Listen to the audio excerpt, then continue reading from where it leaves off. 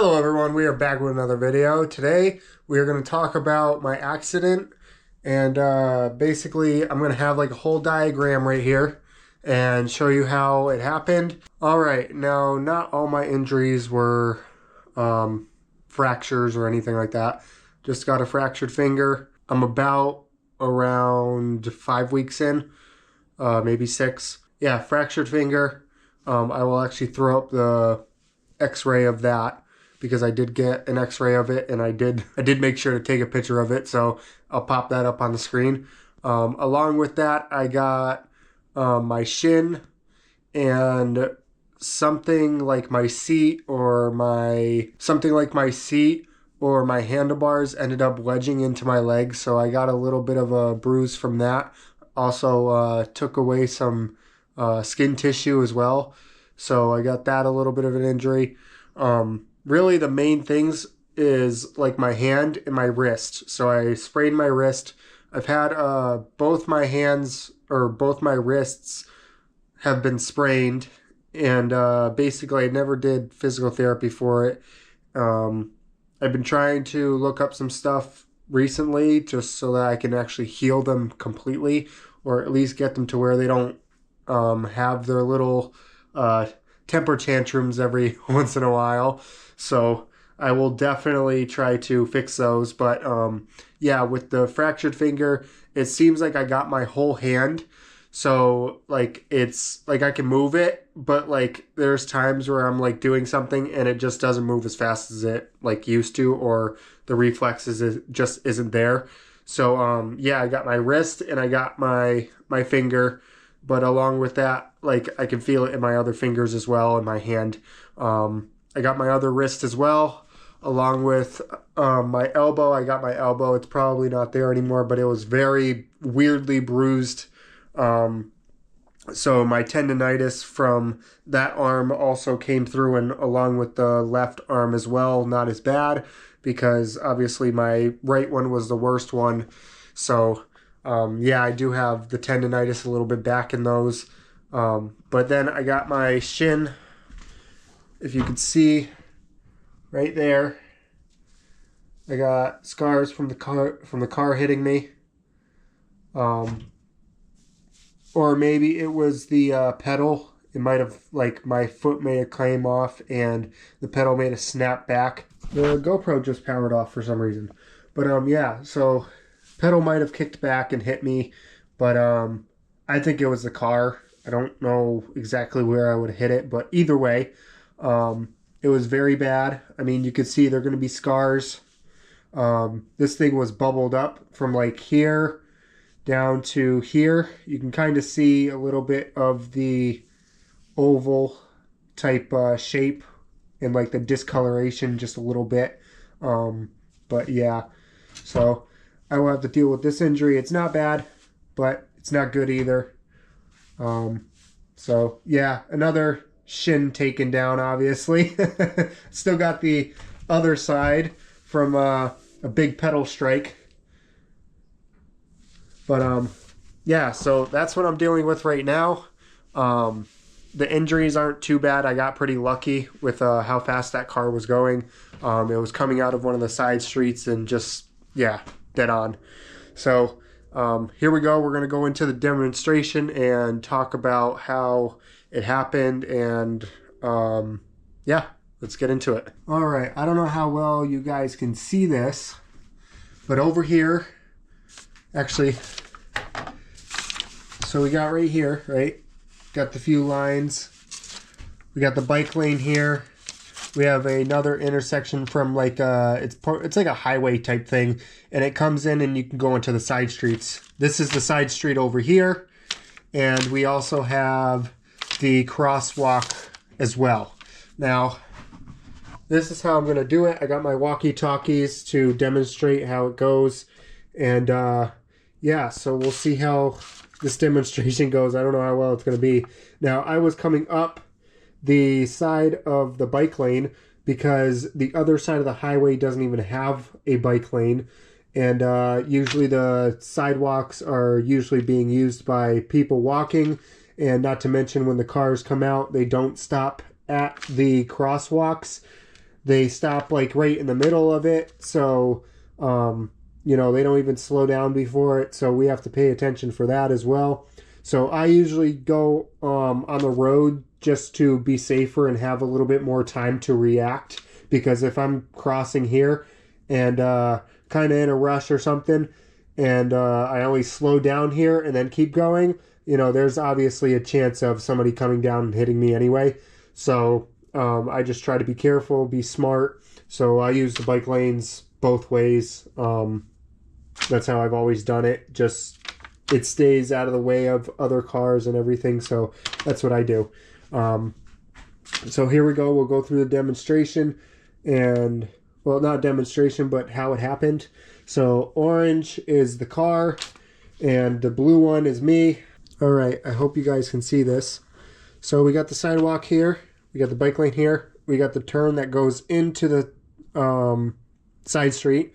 And then we have the road. And then there's also another side of the road that is the other way going. So it's going this way. And this side is going down. So I'm going against the traffic. Now, the car's about here. I notice the car's coming. They stop about here. So as I'm coming through, make it so that it looks better. As I'm coming through, you know, this is the front of the bike. This is the front of the car. I'm about here. Now, as we all know, there's a certain blind spot on the cars. So you have the side windows here. You have the front window here. And then you have that little framing work that holds the glass in place. And that is the point where I thought I was going to be okay. You know, the car was stopping. I couldn't see the person.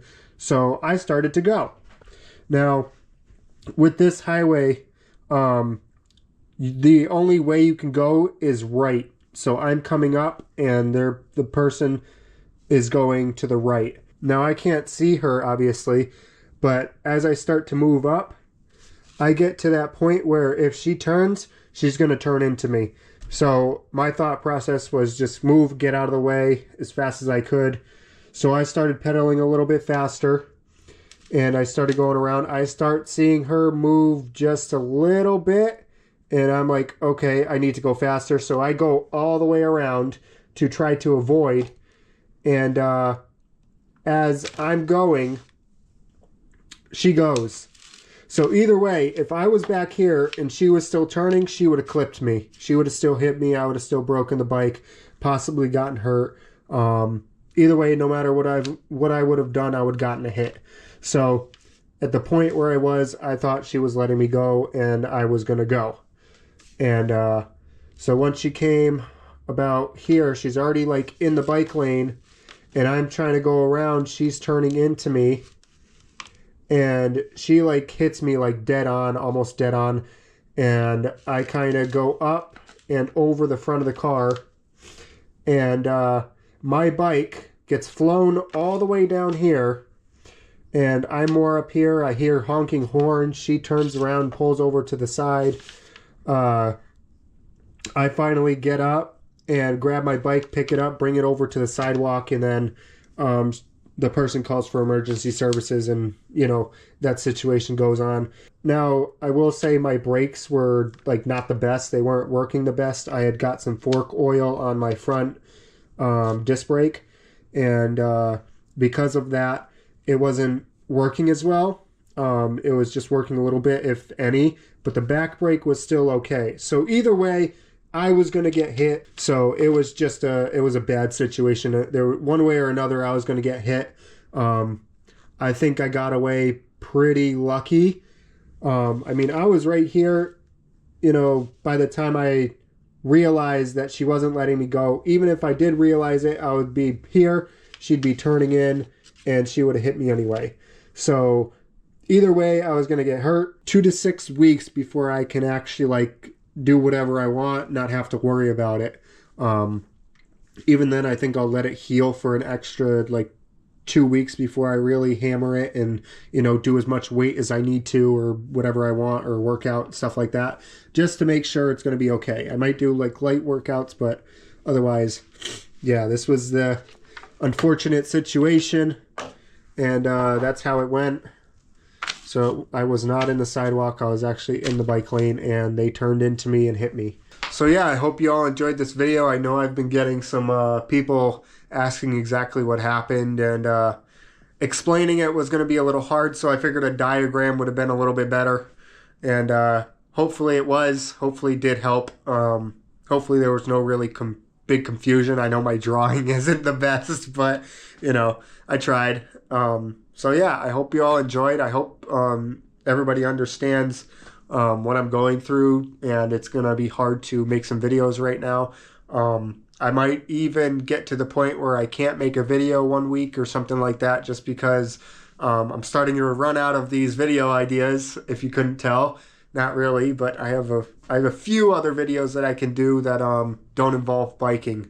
So I might film those as well. I got another two weeks before I can actually start going on light rides.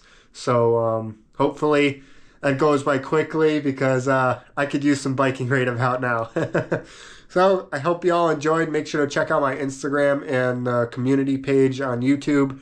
The community page, usually if you have notifications on or something, I don't know exactly how it works, but it should pop up in your home feed on YouTube. It should just pop up as a thumbnail with the title of the video, along with a caption to describe the video or whatever I decide to put there. And then Instagram is also basically the best place to know what's going on. I did post like the x-ray of my finger and some other things, basically what was going on. So if you want updated stuff in real time, go on Instagram. It is in the description below.